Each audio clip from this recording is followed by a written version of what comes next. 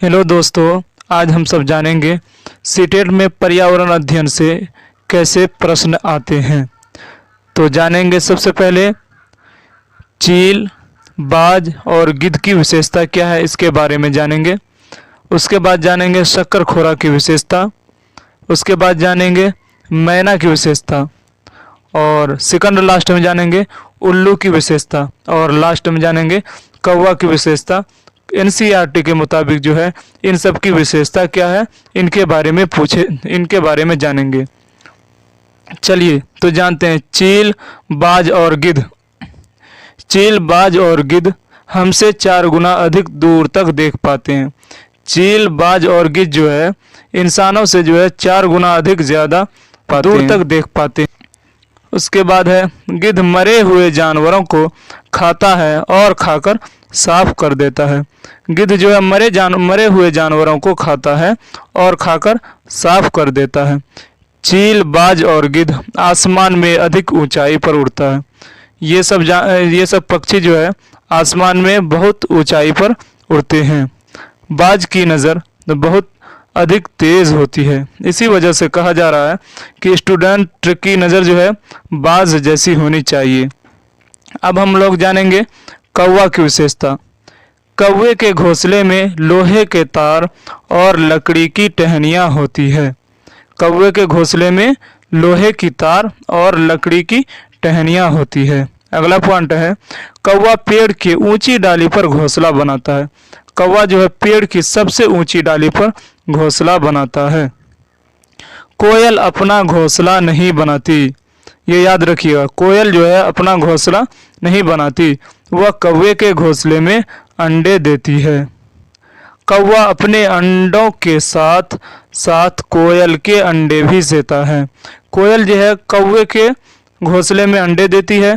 कौवा जो है उसको अपना अंडा समझ करके अपने अंडे के साथ साथ कोयल के अंडे को भी सेता है।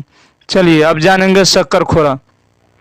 शक्करखोरा किसी छोटे पेड़ या झाड़ी की डाली पर अपना लटकता हुआ घोंसला बनाती है। ये जो है अपना लटकता हुआ घोंसला ज़्यादातर खजूर के पेड़ पर बनाती है। ज़्यादातर पक्षियों की आंखें उनके सिर के दोनों तरफ होती है। ज़्यादातर पक्षियों की आंखें जो होती है सिर के दोनों तरफ होती है। पक्षी एक ही समय में 2 अलग अलग चीज़ों को एक साथ देख सकते हैं। पक्षी जो है एक समय में 2 अलग चीज़ों को देख सकते हैं।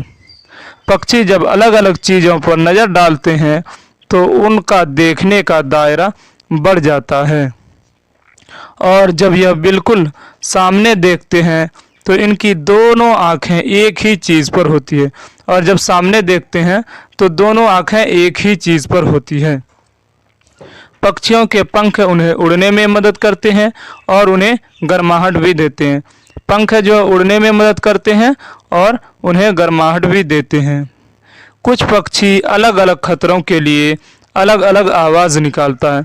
उसको जब खतरा महसूस होता है तो उसके लिए अलग अलग तरीके के आवाज़ निकालते हैं। जैसे उड़कर आने वाले शिकारी के लिए अलग तरह की आवाज़ निकालता है और ज़मीन पर चलकर आने वाले शिकारी के लिए दूसरी तरह का आवाज़ निकालता है, जिससे उनके साथियों को पता चल जाता है इन आवाज़ों से और वह सतर्क हो जाते हैं।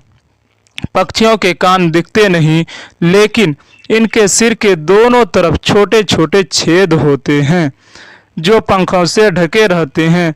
पक्षी इन्हीं की मदद से सुनते हैं। चलिए अगला पॉइंट है उल्लू।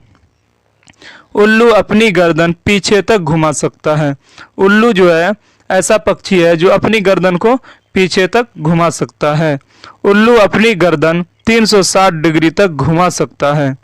उल्लू जो है अपनी गर्दन को 360 डिग्री तक घुमा सकता है। उल्लू को रात में दिखाई पड़ता है।